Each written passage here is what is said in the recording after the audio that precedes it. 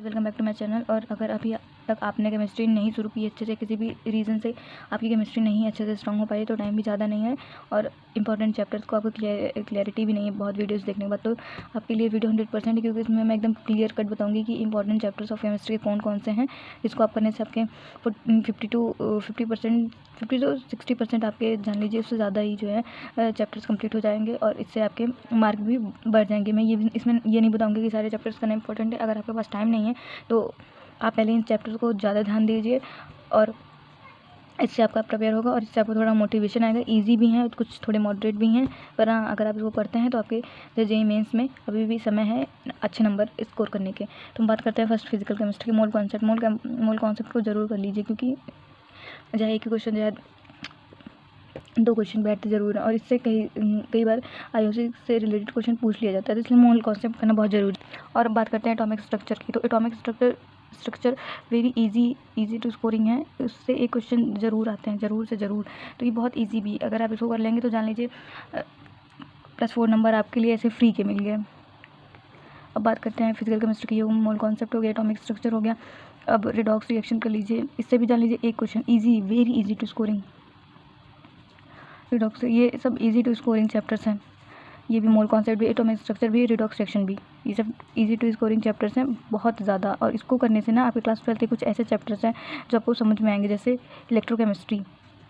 अब हम आते हैं डायरेक्ट क्लास 12 के चैप्टर्स में। अब ये इसके आगे क्या करना है वो हम बाद में बताएंगे।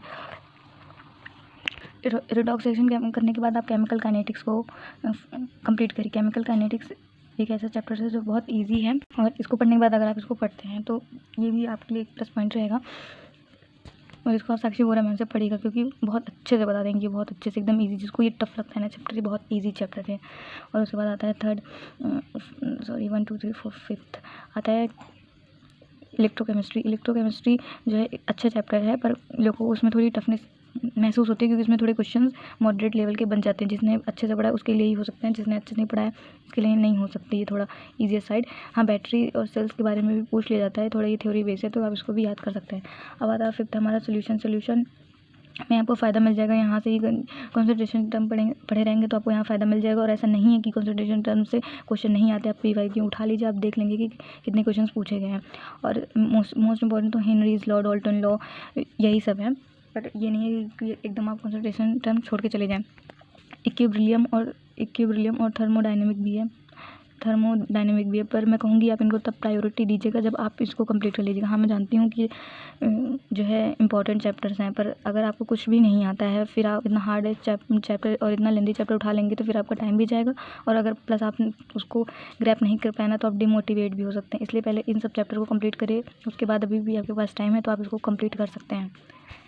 अगर आप भी कंफ्यूज हैं कि अगस्त बीता जा रहा है और अभी मेरी प्रिपरेशन उतने अच्छे तरीके से नहीं हो जितनी अच्छे तरीके से होनी चाहिए थे, अभी भी आप डिमोटिवेटेड हैं और अभी भी आपको लग रहा है कि मेरे से नहीं हो पाएगा, तो आपसे हो पाएगा, आपसे जेईई मेंस क्लियर हो पाएगा। अगर आप अभी भी कंफ्यूज हैं तो आप मुझसे कस्टम PDF प्लान बनवा सकते हैं और ये पेड होगा। इसके लिए आपको मेरे पास इंस्टा पे DM करना होगा और अपनी आपको प्रॉब्लम शेयर करनी होगी और एवरी सब्जेक्ट वाइज आपको मुझे बताना पड़ेगा कि क्या आपके साथ दिक्कत है, और मैं आपको सब कुछ एनालाइज करके एकदम अच्छे से बता दूँगी कि कहाँ आप लैग कर रहे हैं, कहाँ आप अच्छे तरीके से परफॉर्म कर रहे हैं।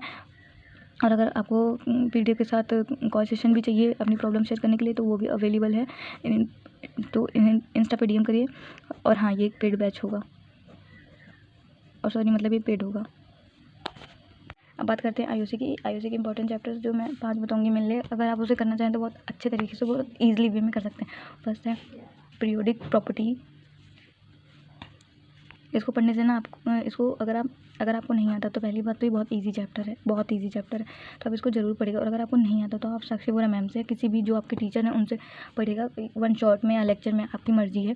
इसको पढ़ने के 2 फ़ायदे, आपके डी ब्लॉक F ब्लॉक जो है सब अच्छे से प्रिपेयर हो जाएंगे और इसमें P ब्लॉक का भी मतलब आपको जो है फ़ायदा मिल जाएगा। तो पीरियोडिक प्रॉपर्टी पढ़ने के आपके बहुत सारे फ़ायदे हैं। उसके बाद आता है केमिकल बॉन्डिंग भी पढ़ने से आपके फ़ायदे हैं, जैसे वेस्पर थ्योरी, ये सब हो गई ना, VSEPR theory, molecular orbital theory, और ये सब से क्वेश्चन आते हैं। ये एक बहुत इंपॉर्टेंट चैप्टर है। मैं ये नहीं कह सकती ना कि आप इसको छोड़ दीजिए, क्योंकि देखिए एक दूसरे से आईओसी लिंक्ड रहता है और इतना भी टफ नहीं है कि आप कर ना सकें।